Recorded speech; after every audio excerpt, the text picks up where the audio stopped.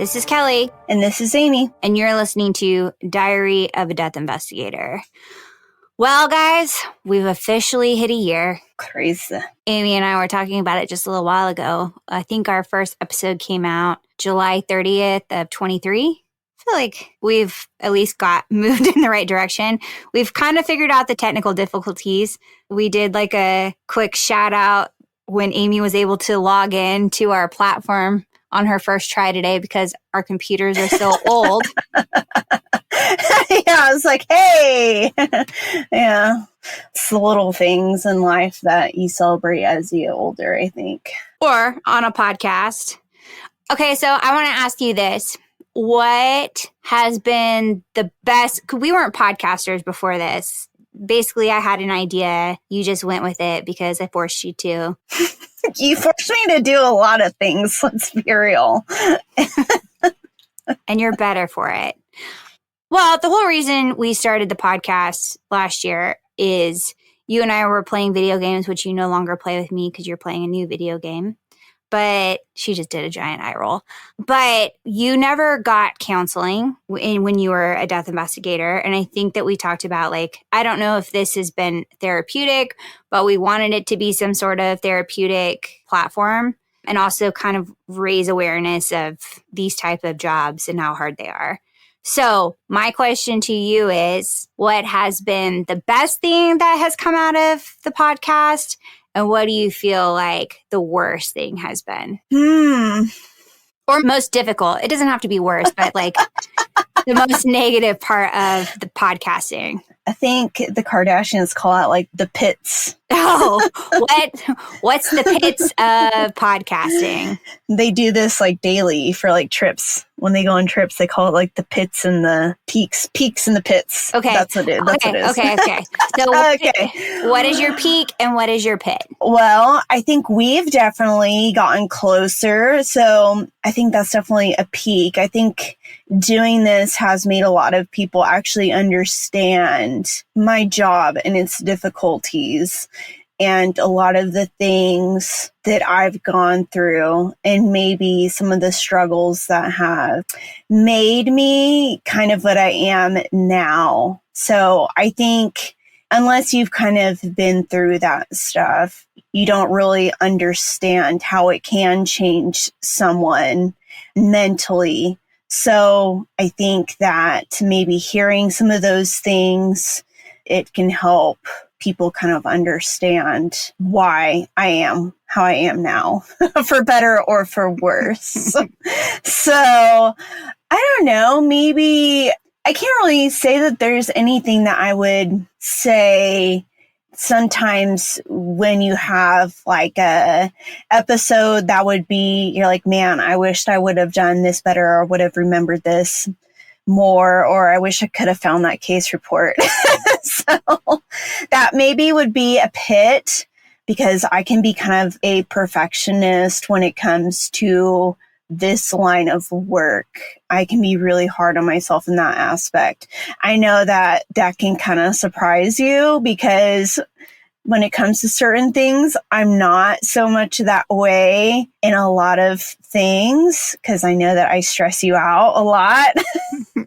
And you're like, oh, have you packed it? I'm like, no, I always wait till the last minute to pack or to check in or whatever. But when it comes to cases and that job or this job, I take that very seriously. And I think, we've talked about in some of our episodes, I take it very seriously, or I'm really hard on myself when I mess up. So I don't want to misinform or say something incorrectly. I take that aspect in the same way as I would a case, so to say. So that's good. Okay, so my peak would be, I would agree, like this has definitely bonded us because before this we didn't really have a relationship. Amy and I are about 7 years apart. So by the time she was out doing high school things, I was already gone and I had moved out of the area. So, and I think those are kind of like prime times. Although I think I took you to your first concert. We went to a Backstreet Boys concert. I was 18, so you might have been 11. So like that was kind of like we didn't do anything like that. So I think this is just it's been a really good bonding experience, so much so that I had really hoped you would move out next to me. I know. But she's working her way back to California, so that's good. That's happening. And I would say like the pits, there's a couple. When you, not in a bad way, it's just that it's a lot of pressure and a lot of stress. I'm like Amy, I am a perfectionist. I'm very type A. I think that surprises no one on here and anyone that's listening.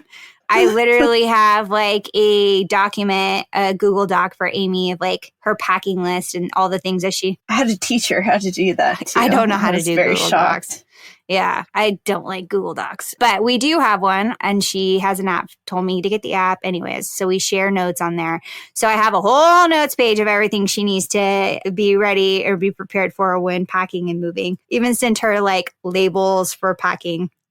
So I think it's a lot of pressure to put out something that you think people want to listen to.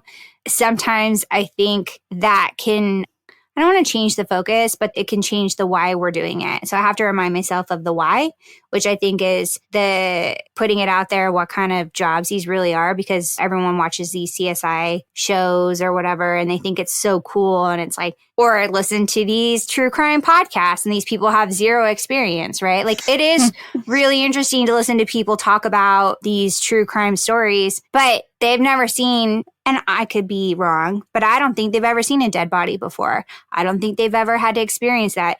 And on our last episode, you mentioned like immersing the jury, immersing themselves in an experience. They don't know what that's like. You have an idea what that's like. And I think that changes a perspective. And also the other pit, which isn't really a pit. I mean, it's a pit. You put yourself out to the public and you risk public opinion. So we have some friends who don't listen to our podcast, which is fine because not everybody is into this kind of stuff. My husband definitely doesn't listen to this, which is fine because it's not like upbeat and things like that. Because I think he understands just from your stories kind of how serious it is. And he doesn't, that's not his cup of tea. But you put yourself out there for people to leave comments like our Stephanie in Texas or whatever her name is, you know, and you can experience some negative, like, yeah, negative comments. And so that when you invest so much time and energy into something and you're trying to do something good and to have the negative, which you're always going to have the negative because that's just, you're putting yourself out there. That's just a little hard and can be disheartening sometimes. Especially, guys, this is not our full-time job. Like, I have a job that's, I'm running around like a crazy person with my head cut off, like 99% of the time. Kelly does like multiple jobs. It's not like her main job, but Kelly makes everything. Like, she just likes being busy, I think. So I think I just like being tired. Because that's how I feel all the time. I'm telling you, because, yeah, when I was just at her house, she's stressing and she's like, why aren't you stressed? And I'm like, if it's meant to be, it'll be. So, she just looked like she wanted to kill me. So I did not used to be that way, trust me. So, and I'm not always that way, but. So, anyways, I think that was good. Our peaks and pits. Yeah. I think the criticism can be hard, but I think also I stand very firm in what I know in my experience in my education. So at the same time, I'm just kind of like, okay, you're open to your opinion, but I also think you sound like a dum-dum because you weren't there with me. So you have no idea. So. And it can also be our delivery, right? So like as prepared as you think you are for a podcast, it's the little things. And we've talked about like, we're not tech savvy people, obviously, since I can't figure out a Google Doc, but having to learn like research on what microphones to use and like what headsets to use and how to use our computers that are like a gazillion years old and platforms we've never used. Well, not being in person is also inhibits a lot of this too. Yeah. And time difference. Yeah, so. Time difference. And then we put like, we use Google Notes and we've been using them for this episode. We've used them for a couple where we share notes and do research. And it's just, I think sometimes, so yes, maybe we're not always entertaining or as entertaining as people would like us to be. Sometimes we can get thrown off just because a dog starts barking or our internet goes out mid podcast and we're just like, what just happened?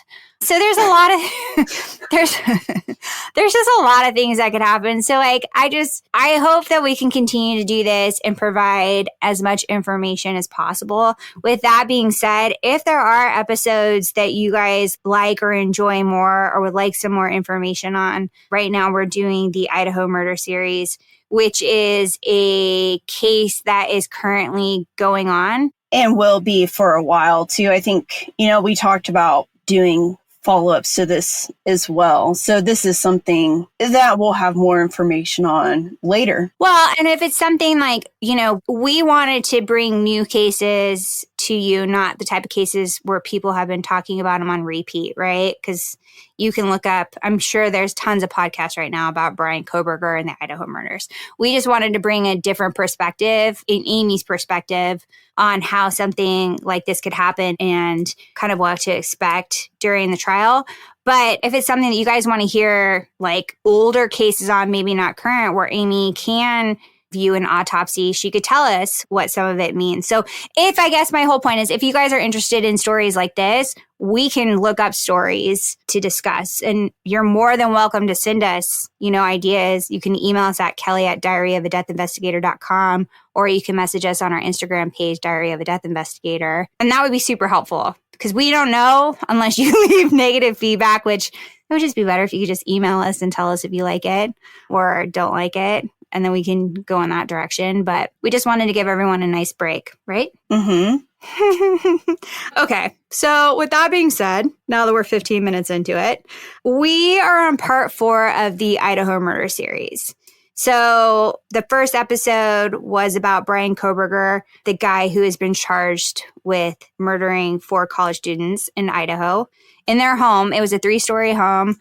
On November, was it the 12th? 13th in 2022. Our part 2 was, how does something like this happen, and particularly in a small town?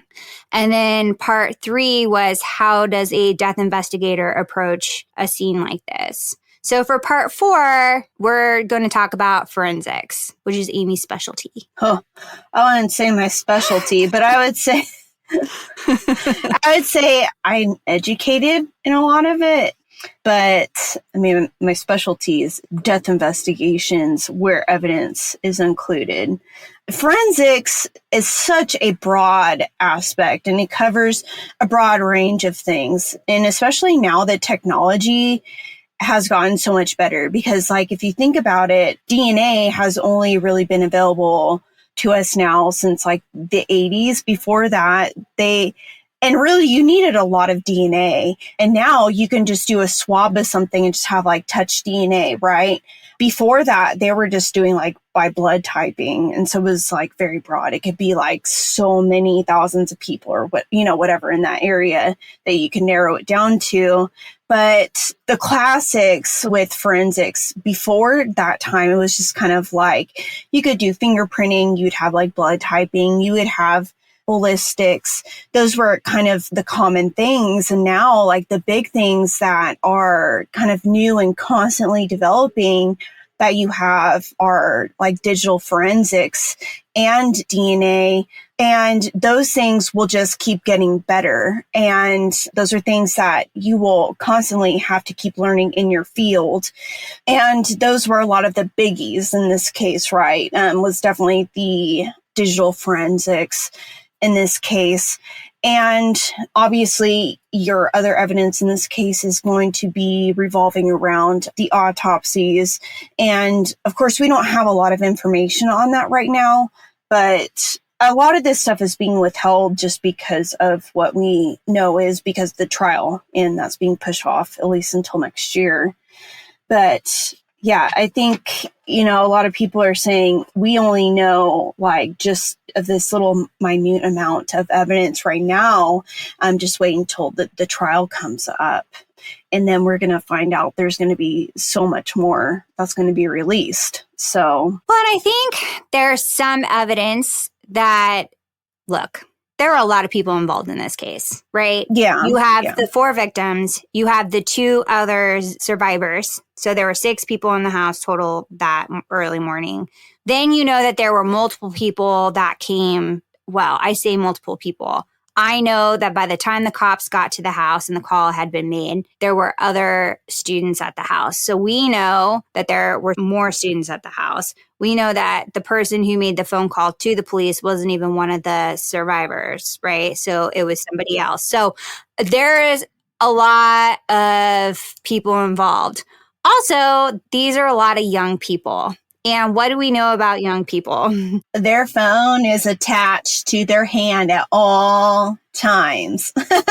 Also, before I go too far off topic, because this will actually lead to, I think, digital. Well, okay, first I'll have you explain what is digital evidence. Oh. Like what would be considered digital? Like phones? Literally anything that is on your phone. It can be a phone call, a text message, even when you just even swipe to open your phone. I mean, your phone is going to like take a timestamp of that, because think about like if someone's trying to swipe into your phone and they use like an incorrect passcode or like an incorrect like facial recognition. If you do that so many times, like it's going to lock your phone. So then it starts a timer, right? So that's even going to leave that in your phone. It's basically what it's doing is keeping a record of all these things in your phone. And then this is then going to be sent to like the database, like with your network, or being put out like into like the internet, right?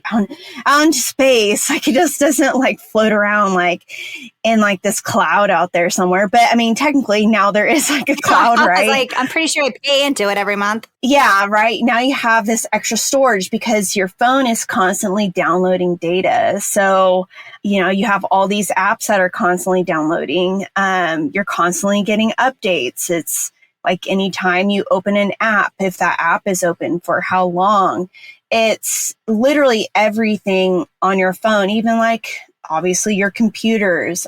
Everything's digital now, like your thermostats in your house. Your watches now are digital. Well, even think about your car. What is your car constantly doing? You have GPS. Like my vehicle now has Wi-Fi in it, and it has like the maps and everything in it. So it's constantly talking to like my phone and to, was it OnStar? So it's talking to everything. And that's basically what your phone is doing too. Your phone is talking to not only like your network, but like everybody. So it's leaving a digital footprint everywhere it goes. And so basically everyone's watching you and it knows what you're doing. And hackers are like amazing at like seeing what you're doing too. People are incredibly smart. They can track this stuff too. And that's how they get into your bank or get your bank card. Would like a Ring camera, would that be considered like digital? Oh, absolutely. Yeah. Anything that's video, obviously, that can capture pictures. Yeah. Anything that's video, pictures, that's all digital, unless it's like a hard copy picture. But yeah, that's all digital as well. And think about like Snapchat. Well, okay, hold on. Time out. So that leads me to, well, I'm going to go back to what I was originally going to say. So as a teacher, Amy informed me of a few things. Also, I have nieces and nephews who are in their teens and they are being creative. So another digital form these days is your gaming systems. And so I remember like the kids would get their phones taken away and I was like, well, how do you still communicate? And they're like, oh, that's easy, right? Like they didn't Discord. they didn't even, I don't know what Discord is. It's like a chat room on your PlayStation or Xbox, whatever. So that must be, they're like, oh, we can just talk to people while we're playing video games, right? Like, oh, we'll just go to a friend's house and play and talk to people that way. Something you brought up that I didn't even consider, you were saying that like when the kids take tests, because now they all have computers in school, and how they can chat. Are they in like Google Docs that they're... Yeah, you can do anything through Google because it's a live share, right? And so they thought they were so creative to get into Google, not just Google Docs, but like Google Slides. And like teachers have, it's called like Lightspeed, or I forget what the other one is now, but you can open up this app and you can see what all of them are doing on their screens, and you can see what they're doing, like, and you can block their apps or whatever. But yeah, you can see them like sharing answers through that. Or if they have their phones, you know, they do it through Snapchat. But yeah, they're updating their stuff in Google, whatever type of Google app that they have on their computers in live time. And so they're able to actually share answers that way. I mean, that was big in middle school if they had like their burner phones taken away from them. So my point in saying that was young adults, and now it's like a whole tech age, right? So you really think that no one's sharing information? Like, you really don't think some of this stuff's getting out there? I watched a whole documentary on the sleuths of this case, and it was a little interesting because it's podcasters like us, right? Like just talking about it. And I hope that we're not as naive as some of the people on there. Some people were like digging for information. Also, what we found was, you know, people want 15 seconds of fame too. And so they'll say anything just to get that. So I think some of these people were uncovering like false hope. But someone did come out and say, it was a mom of a student. She's like, you don't think they weren't all chatting that night? You don't think they all didn't? She's like, I know they were. And a kid came out and said 12 hours. He had 12 hours of missing information from Snapchat. And it was from the time. And so when they asked an ex-FBI agent, like, if the FBI could take that and confiscate that information, she's like, oh, yeah, absolutely, they can. Yeah, I remember being in law school, and I forget which class it was. It might have actually been like criminal law. And the teacher saying, don't you think that whatever you sent through Snapchat is gone forever? And one of my friends is a dude, and he was like, what? What? And his face turned bright red, and he was like suddenly really panicked. And I looked at him and I was like, are you that dumb? And he's like, but it disappears after a certain amount of time. And they're like, no, because if you get subpoenaed in court and they know that there's evidence in Snapchat, the creators of Snapchat knew that there was a way that they would have to go back and like find all these images or messages, because students think that this is a great way for them to never get caught cheating. And they'll admit to Snapchatting answers and stuff. But yeah, you can always go back and find these images, and it's just, yeah, you can find the images, you can find the text. Well, and so if law enforcement wasn't called right away, you know that somebody was called, right? Yeah, pictures were sent, I'm sure. Yeah. They'll be there. Yeah.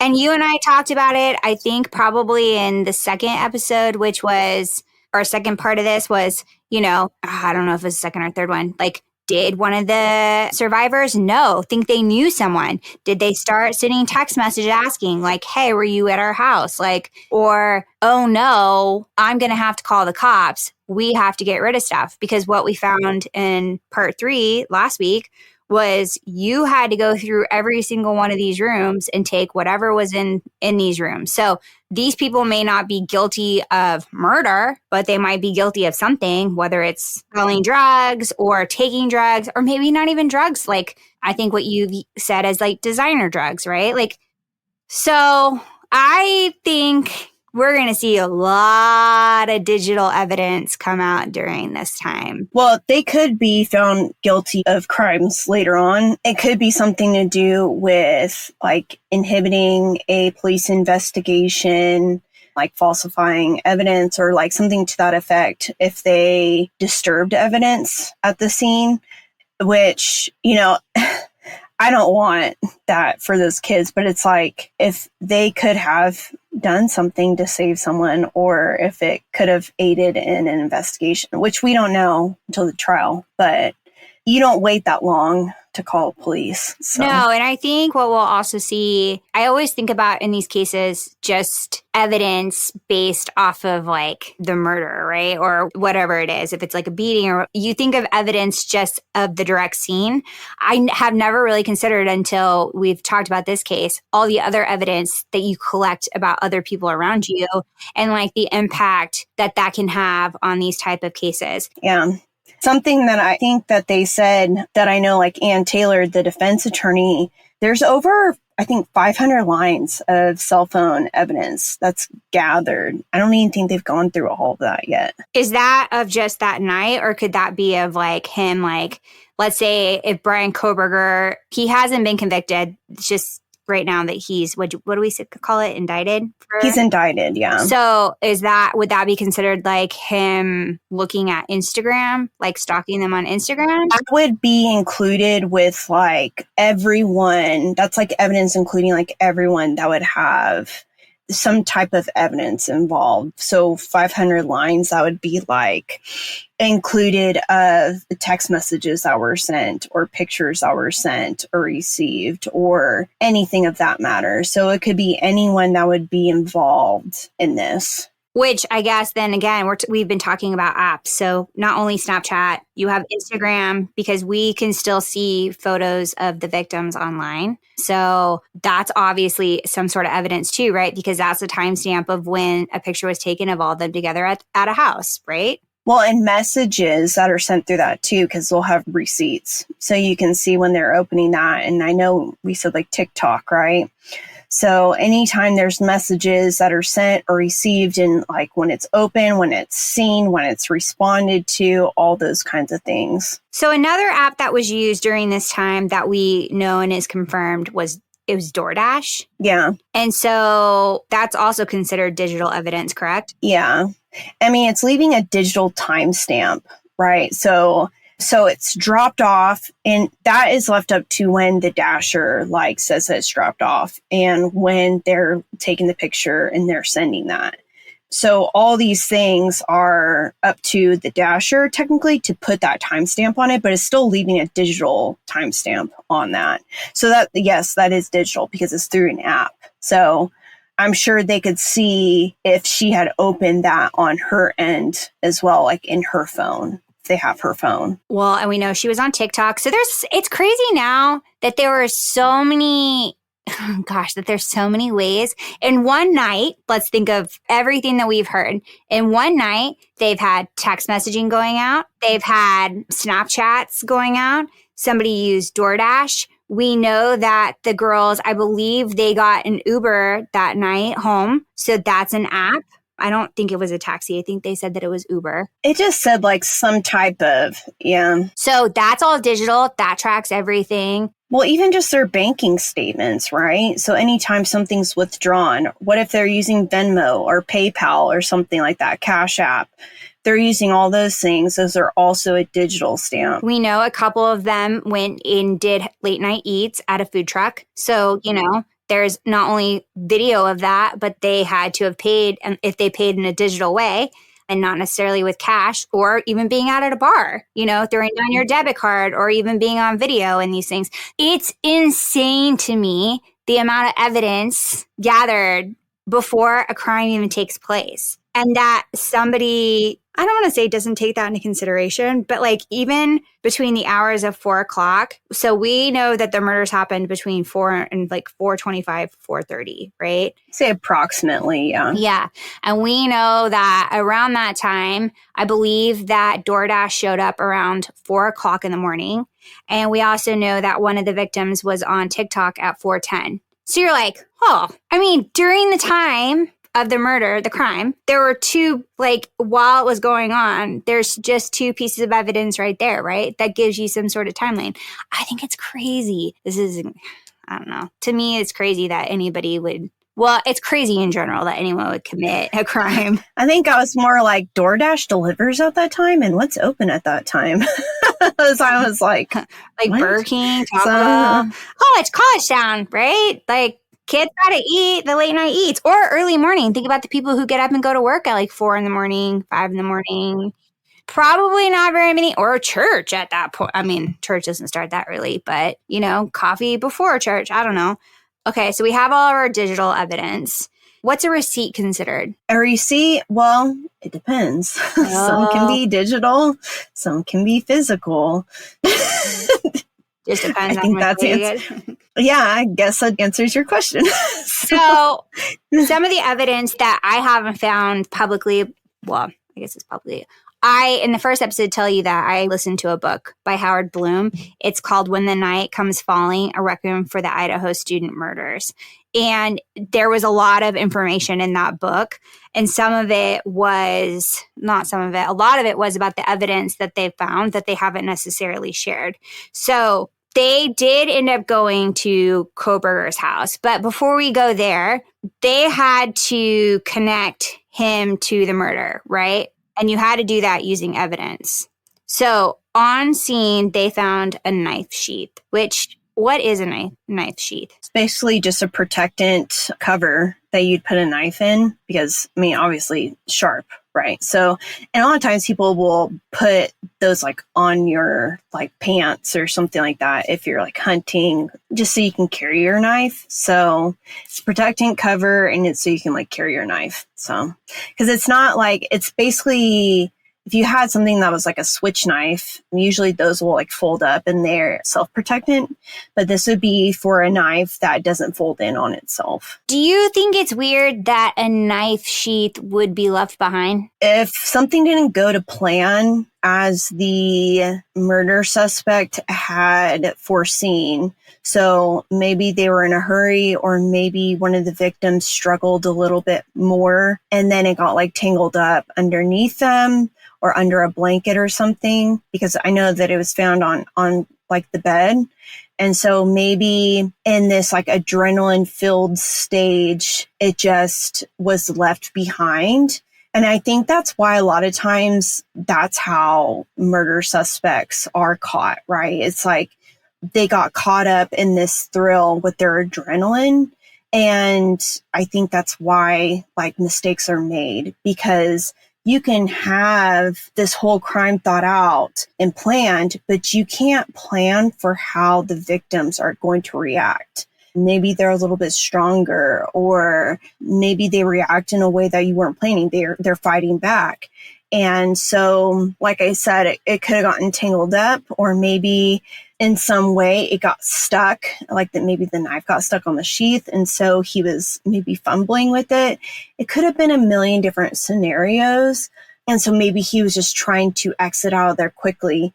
I don't know if we've talked about this before or not, and you seem to know more about this than I do. Were these girls, were they the first couple of victims or the last victims? The first couple. So it could have been that they were the first couple victims and he was trying to draw the knife out. And then you said the boyfriend maybe came out into the hallway. And so maybe he panicked and was just in a hurry where, he didn't want to get caught in that bedroom.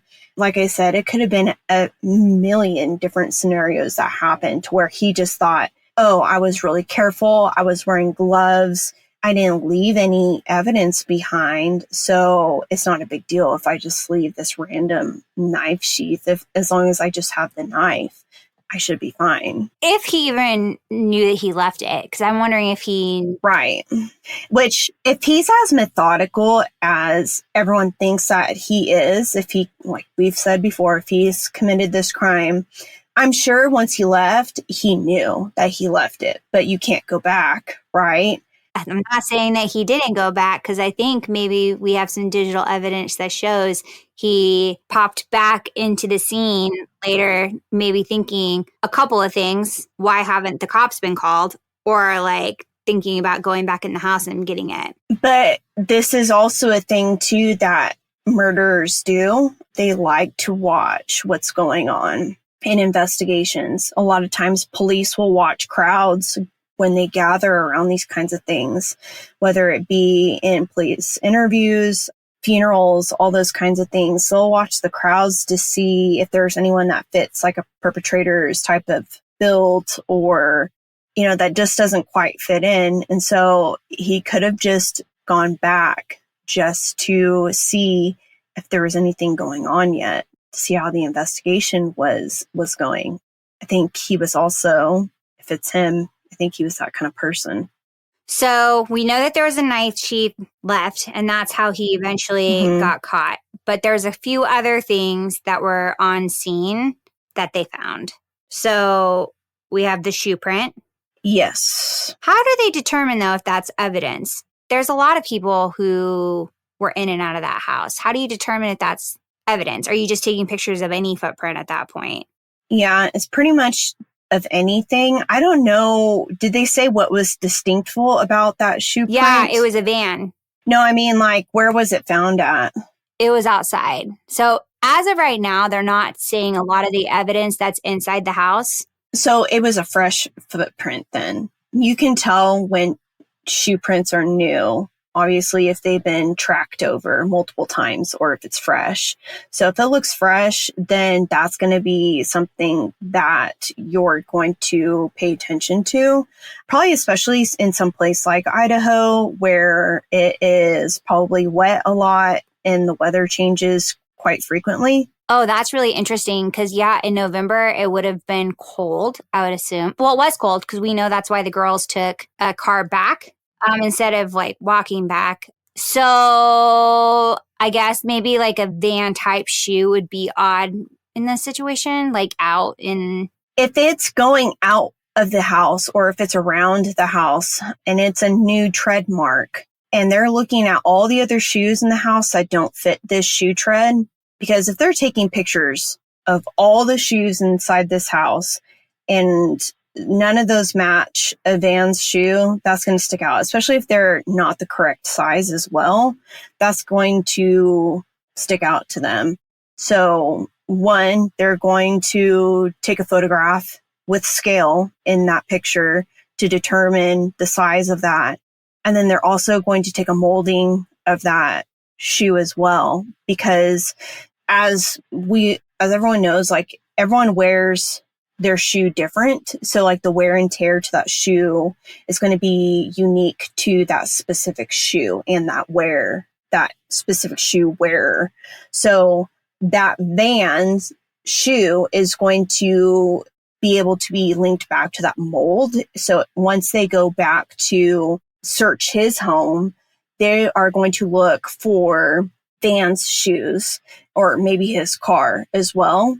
So they'll look for Vans and they are going to take a print. So they'll ink the shoe and they'll print it, and they'll also take molds of the shoe. They'll also do a foam print. So they have this specific type of foam and it's very, very soft. So you can get very distinct imprints.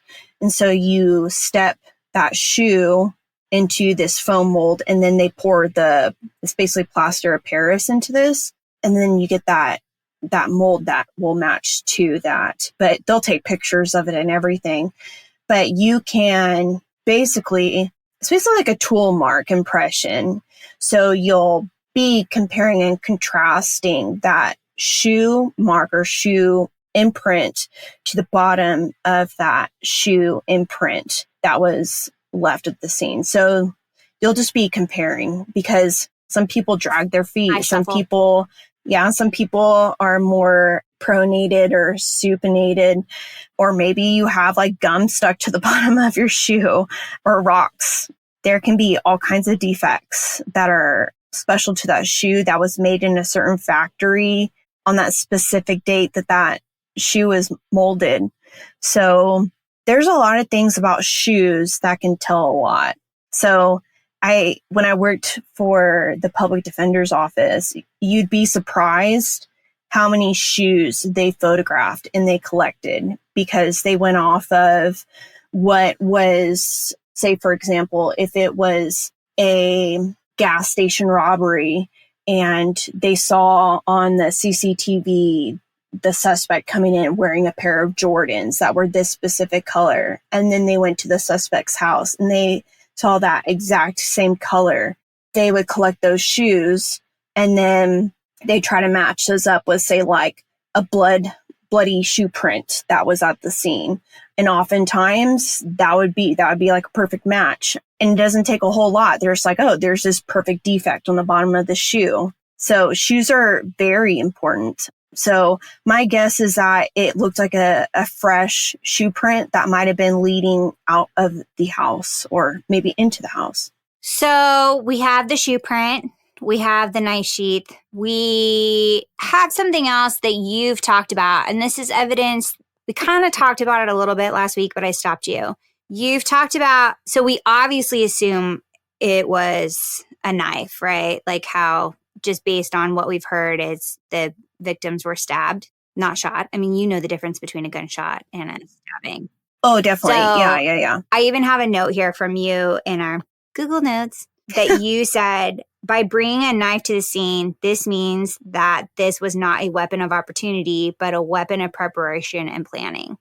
Right. And I took that from someone else. I can't remember what it was. I think it was a documentary that I watched. So I quoted that from someone else.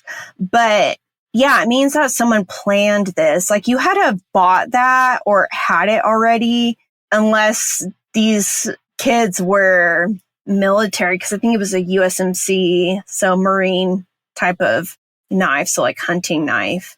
So it's not like this was something that was like a readily available. I doubt these girls are going to. Maybe it was something that their dad gave them as protection, right? Like, hey, keep this. It could have been. So I think that will be really interesting to find out if, I'll tell you why I don't think it is in a second, but I want to finish the evidence at the house. So I think that you said stab. When you stab somebody, you've talked about like the motion of going down, and you talked about the motion of coming like up, right? Where you like jerk it, if you're like stabbing it into somebody versus like coming down. I thought it was really interesting that you said this before in like different episodes, but you've always said like blood's nasty, right? Like, and I don't mean nasty, but like it's like yuck nasty. It's like difficult to stab people, kind of nasty, where you're like hand slip. It is, yeah. And you made a comment that I might have stopped you from saying last week, but what do you see when it comes to stabbings, usually on the suspect? Yeah. So in the process of stabbing, right, it depends also on the type of weapon that's used and where they're trying to stab that person. And especially in stabbing for people, because you're going to get tired after stabbing just one person. And of course, I don't know where all their wounds are at, but I'm guessing that some of these would have to be through cartilage and bone.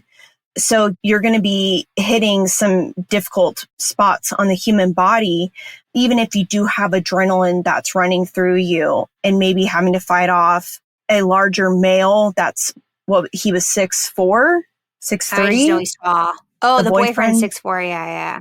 So in stabbing somebody, of course, we know that there was a lot of blood, correct? So whichever way you're trying to stab somebody, you're going to get blood all over that knife eventually. And so typically what you would see with that suspect is your hand is going to start slipping down that knife, even if there is a hilt. So if there's a hilt, you would see some bruising definitely to the hand, whether it be along the thumb or like the webbing of the thumb. But also I assume this way. So like on the outside of your hand, right? So if you're stabbing, and this is why it's really important, because I'm going to say something in a second and I might share a picture on our Instagram, but I wasn't done yet. Oh, sorry. Go. So dependent upon how you're stabbing. Okay. So if you're doing like, if you're holding the knife like an ice cream cone, okay. So and jabbing upward, that's where you'd get that bruising from. But if you're stabbing downward where the knife point, okay, is pointed downward and you're doing like that raking motion, that's where you would have like bruising to like the palm. Okay, so like pinky palm area where it's kind of meaty. And that would cause more obvious bruising, right? That would be more evident. But you would also see some cutting wounds as well. So the hand would slide down, and it definitely depends on the amount exerted by the person who is doing the stabbing. So you would see some cutting wounds to the hand. You're also going to be seeing some defensive wounds or aggressive wounds caused by the victim. So you would typically see like scratching marks on the face or down the arms of the attacker, because usually those people are going to be trying to fight off the attacker as well. So they're not going to get off scot-free. There's going to be bruising and cuts and scratches. So abrasions, contusions. Even if there's gloves, because gloves in my mind make it even worse because gloves are slippery. Yes. I mean, basically all that's doing is just adding like lubrication to the glove just to make it slide down. I mean, depending upon even what type of glove it is. I mean, he's, I think, probably thinking, oh, I'm not leaving DNA evidence. But really at that point, you're just losing your grip on a knife. And so, yeah, you're losing your traction. And so it's just going to cause it to slip. And a knife is going to be able to cut through those gloves. So you would also have mixed DNA left behind. So I bring this up because there is a video of him being pulled over by state troopers as he was making his way. So like after the murders were over, Brian Koberger's dad flew out to Washington, and he and his dad made a cross-country trip to Pennsylvania where his parents live, and he was getting ready to spend Thanksgiving with them. So he was pulled over, and there's pictures of his hands during this time. And I sent them to Amy because I thought it was really interesting when she was explaining the motion, like the ice cream cone versus like the raking. You see, look in the pictures that I sent you, there is markings on the outside, like towards his wrist. And it could be the rubbing. Yeah, he has bruising on his hand. Yeah, he has bruising on his hand. He also has like the bruising or the mark, it looks like between his pointer finger, and his middle finger. And I'm wondering, do you think it could be too? Because at one point, if you're doing the raking motion or even the ice cream cone motion and your hands are slipping, do you think that he was holding it like in between? Let's say it had a hilt where he's holding it in between like his fingers, like trying to grip real hard, that he could have been gripping on both sides of it, right? Because there's definitely a bruise there. It could have even slipped and he could have like come down on top of it. It could have slipped between his fingers and he could have come down on top of it. Especially, like I said, if he's putting that much force into it, and he would be getting tired as he's stabbing. Like, just think about, have you ever boxed? Like, think about, it would be like a similar motion. Like, think about like an uppercut or like just like punching someone. I mean, seriously. No, I know. I mean, it's like, how tired would you be from, I don't know how many stab wounds or whatever each person has, right? Because they haven't released the autopsy reports.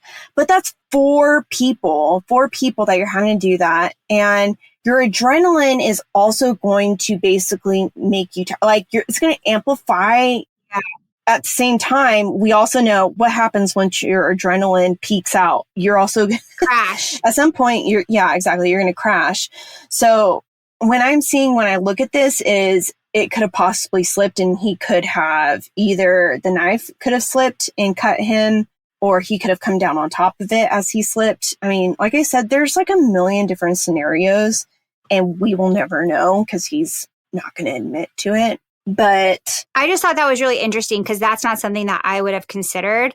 And you've just said how difficult. I think the interesting part of this, again, I go back to like, how does something like this happen in such a small amount of time with four people? Because we know how difficult it is to stab somebody. So in my mind, he knew how to stab somebody, because I wouldn't have known if you hadn't said how difficult it is. Like when we go back to the episode about the lovers where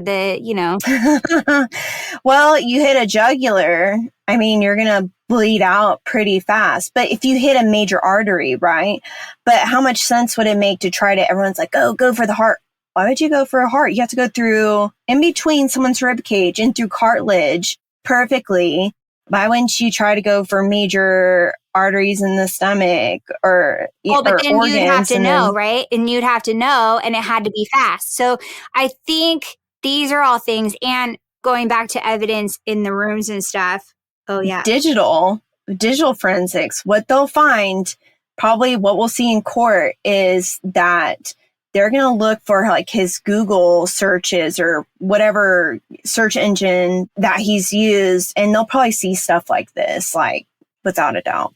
Or maybe that they'll look at digital forensics. They'll go and see where he looked at computers, maybe not on his own personal computer, but maybe have to go to the school computers and see if he borrowed one of those, because I think he's smart enough not to use his own computer. I don't know that he's not smart enough to use somebody else's. Well, he had other phones and stuff that we know that were at his house. We don't know if... We'll get to that in a second. Let me finish the house. So for evidence also, I mean, of course, they're going to pick up other things along, which we kind of talked about last week, like hair, whatever. I didn't actually think about this until you were saying how tiring it would be to stab that many people. Sweat. Yeah. So, I mean, I guess if you're covered up pretty well, sweat would absorb in, because a ski mask. I was thinking about his bushy eyebrows. I know, I thought of that too, like sweat dripping from the eyebrows. But is there a chance, like, can you pick up sweat from... Yeah, absolutely. I mean, that's where touch DNA comes in. They would just swab for that. It's literally, you just swab it. You don't need much. Okay, so the other DNA that would be in the house would be the blood, of which could be his and the victim's. But would we be able to tell based off of the blood splatter patterns how he was stabbing people? Yeah, I mean, you look at the cast off patterns, and we don't, like I said, we don't know where the victims were stabbed in their bodies. So that's also going to be a factor in how the blood is pooling. If there was a cut to like a jugular vein, that's going to have some arterial spurts where you get some different type of cast off patterns due to how the heart is pumping. But you kind of get like these arc-like patterns. But just like we've talked about in other cases, when people are using any type of instrument or tool to, like, say, bludgeon someone or hit someone, stabbing's no different. It's going to leave some type of cast-off pattern, and especially with this much blood. And as you go on to other victims, right, you're carrying their blood over to those other victims. So you should actually be able to tell when there's like an overlay of other blood on top of the other victims. So of course, like I said, it depends on how he would be holding the knife. If he's pulling it up over his head and going way back over his head, it would make more sense that he'd be holding, or up over his head if he had the knife face down, because it wouldn't make sense for him to be holding it like an ice cream cone and be bringing it all the way up over his head to be stabbing someone, say, like in the stomach or something like that. So I don't know if we'd be seeing a lot of cast off patterns on the ceiling, unless victims too would also be leaving their own type of cast off patterns if they're trying to fight off the victims. So if you think about blood is flowing out of the body, then it also depends on through which wound. If it's flowing down their arms or through wounds from their arms and they'd be moving their arms, you could see like a fast moving pattern where you'd see like smaller radial type of tails. So they'd be really long blood spots where it just looks like it's moving quickly. It's a quick moving pattern. There's a lot of, like I said, a lot of factors involved in blood spatter in this case, because there is so much blood and we don't know the wound patterns, but because you have victims that can also be adding to the blood spatter patterns if they're fighting back. And then if he's also carrying the knife as he's moving from room to room, you should see like the 90-degree blood spot pattern. And you might not get a drastic cast off pattern if he's only raising it up high enough to go about like where his face is and then down. It depends on if he's standing, if he's squatted down, which you should be able to see basically what you would do in that kind of situation is you would go from like where the highest blood spot is and then where the majority of those blood spots are. And there's a lot of math involved. So think like geometry. There's a I lot definitely involved. don't do geometry. So it goes off of angles, but you can basically tell if he'd be like standing or squatting or Well, like then that means you sitting can over tell how tall somebody. somebody is, right? Or the potential height of somebody too.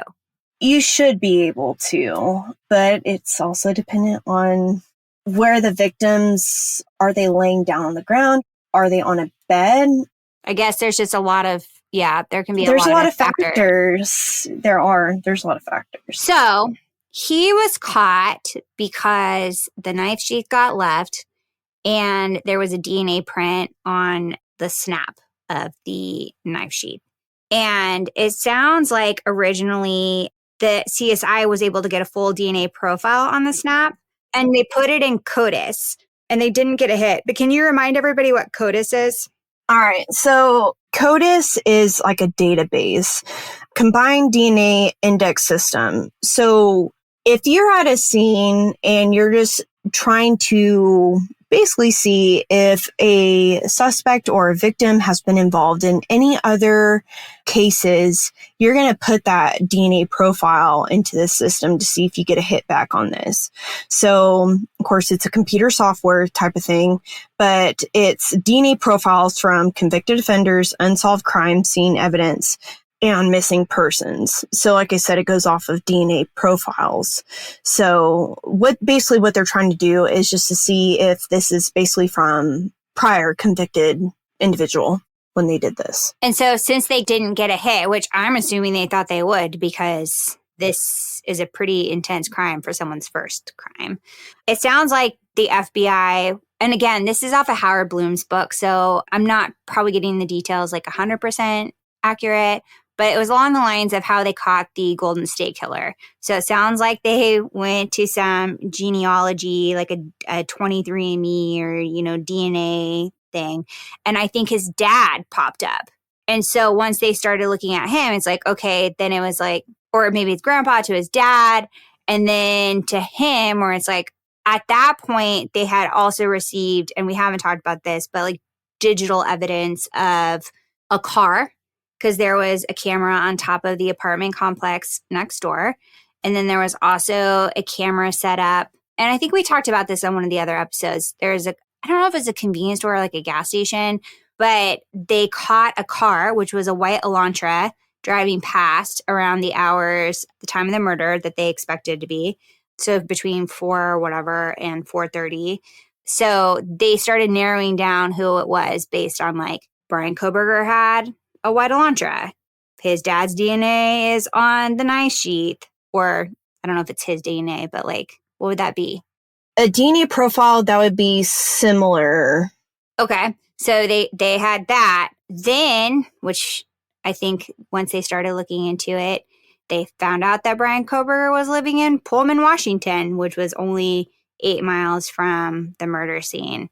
So all that evidence led back to, then I guess they would arrest him first, right? Before they go and check out his house. Yes, they had to arrest him first. You basically have to have probable cause in order to arrest someone, and then you have to get a warrant to search somene's home. So it turns all those out things have to be. That the FBI was watching him. Once he got to his dad's house, they caught... Well, they were watching him from way before that. Right. They were, actually. So to kind of paint the complete picture. So once he and his dad went cross country back for Thanksgiving, he actually took an alternate route. So it was an odd route for him to take. It added like an extra day or two. I think it put him through Colorado. His dad was really worried about the weather.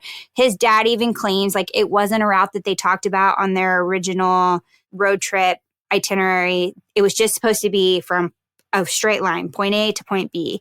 So it was really odd that he did this. The dad was being really weird. They've caught him on camera twice, though. So the highway patrol pulled him over a couple of times so FBI lost him at one point because they didn't expect him to take this route, right? So he took this alternate route.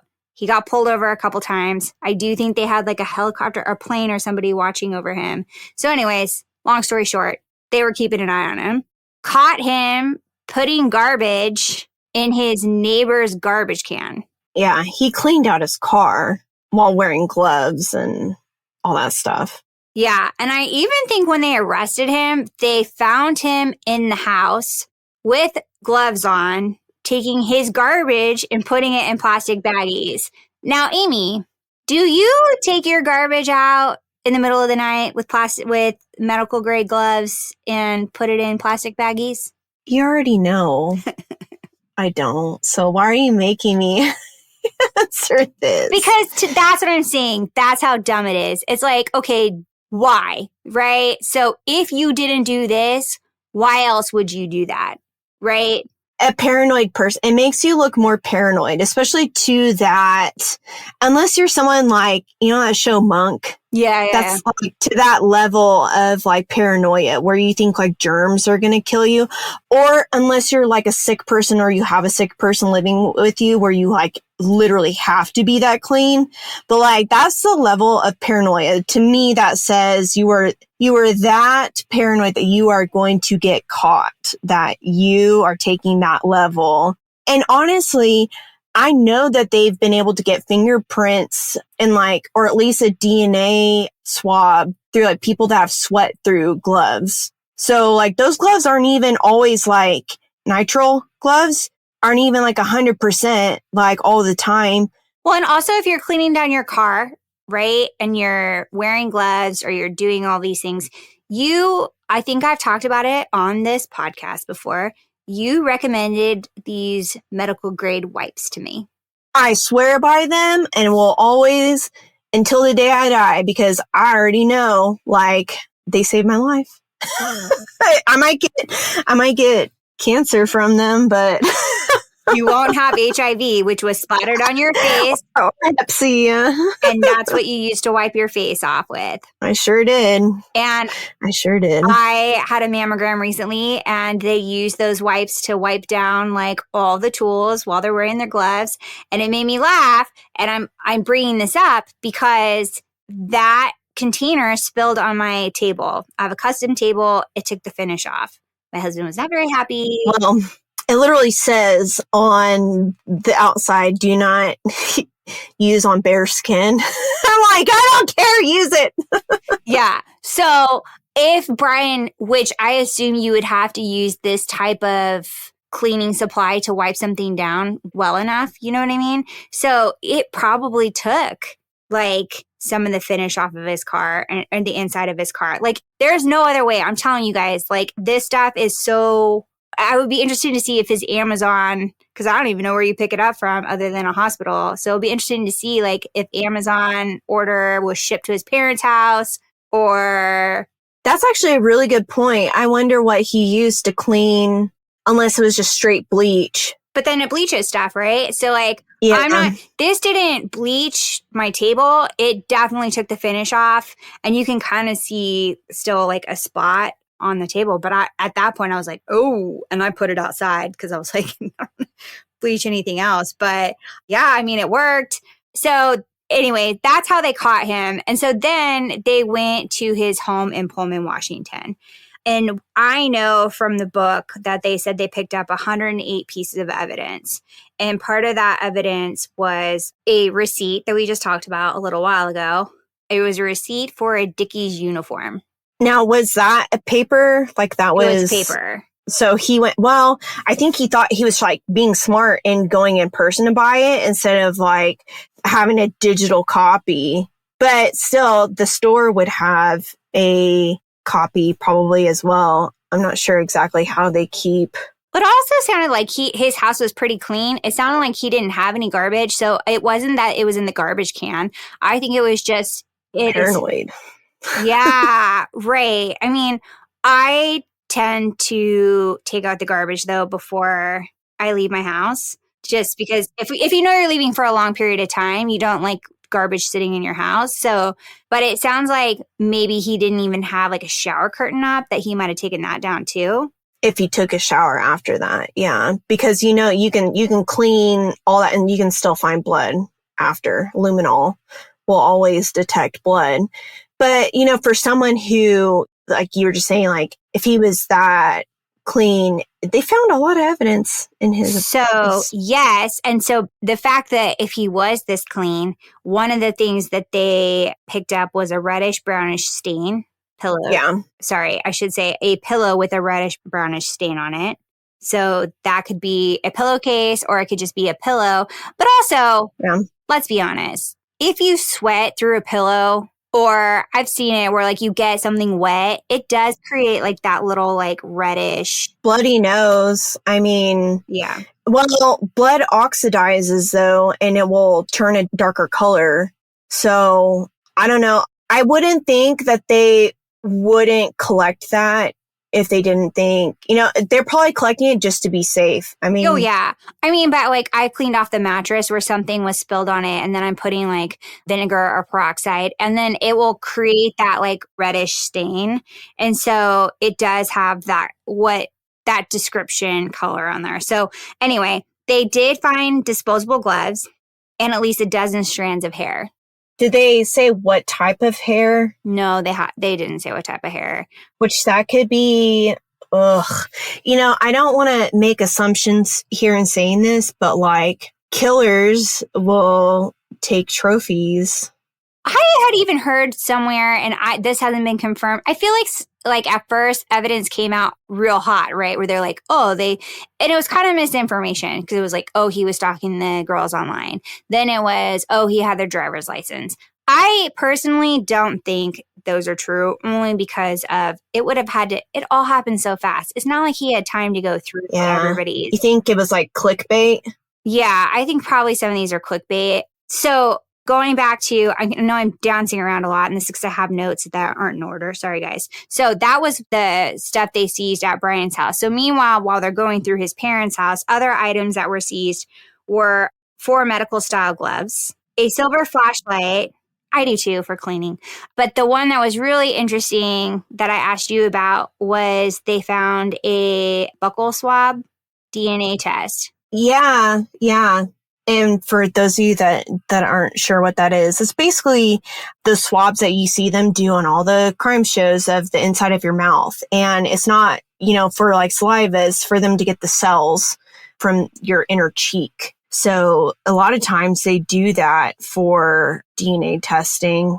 So you get those good cells as your mouth actually creates those cells pretty quickly. Well, and then we're like, well, so why would he need that? Why would he personally have that? Right? Like, I don't have DNA tests sitting around. So was it something that... I don't know. That's really interesting. I mean, had it been Christmas, I would think like, is that something that maybe for a genealogy test? Or was he turning it in to see like what hits he would get back? And that could very well be something that he was doing. Yeah, that would be so dumb. Okay, so anyway, I think that was pretty much all the evidence that I found that they collected, other than one of the biggest ones that we're going to probably talk about in more depth next week, because we'll talk about the trial, was his cell phone, which is also digital, but it's his cell phone pinging off of towers. I think maybe we'll save that for next week because that has to do a lot with the timeline. And some of it has to do also with it's basically what he's saying, why he's driving around at that time. So that's the evidence portion. His alibi. That's us. Right. It's like, what's the word? His alibi. So this is the evidence portion of our series. I think there's going to be so much that comes out when the trial comes. Yeah. And obviously we're speculating on some of the stuff and like the whys of it, right? Like if you come to my house, the whole thing about all of this is it all coincidence? Is it just coincidence that he happened to have a DNA test and that he happened to get a Dickies uniform? By the way, they didn't find the Dickies uniform in his house. I don't think he took a long drive for a reason.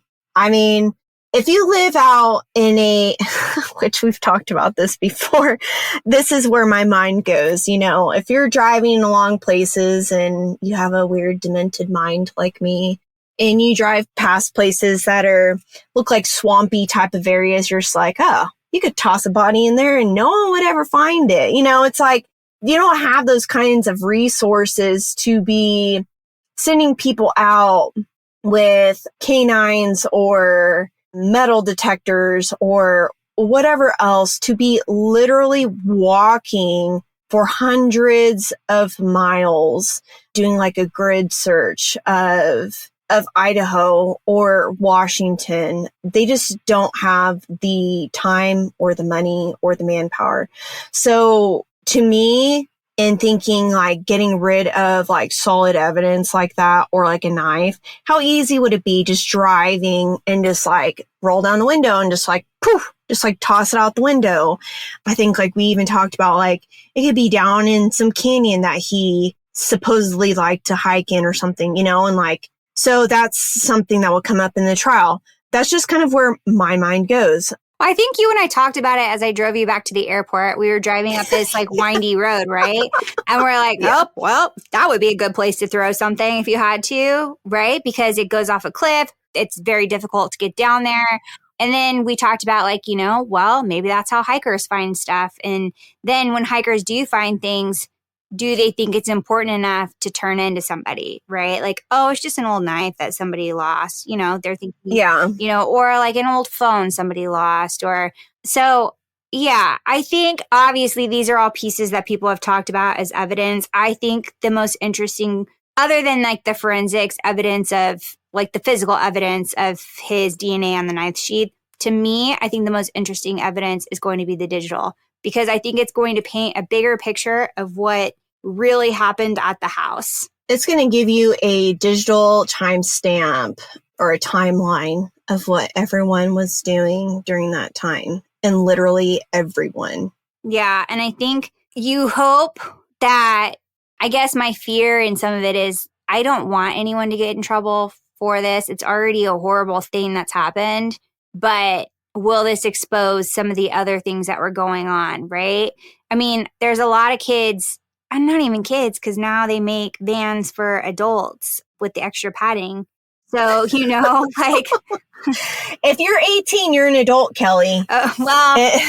18 to whatever, right? Like 50, because my husband still wears Vans. I wear Vans. Like, I have Vans. Right. Everybody has Vans is like, kind of my point, but like just having a van footprint, like, you know, it's just, I just hope these kids didn't do something really stupid. And that's my fear. My fear is that it's already forever going to change some of their lives. All of them. And this will just show, I hope it doesn't expose anything else, you know, and make it even worse. So anyway, that's the evidence portion. Next week, we're going to talk about the things we feel they'll talk about during trial. Maybe Amy will get some more information on this Ann Taylor, because I heard she's kind of a boss. She's good. Yeah. And I think he lucked out, and I'd like to get some more information on her. So anyway, if you have any questions, again, you can email us at kelly@diaryofadeathinvestigator.com or message us on our Instagram page.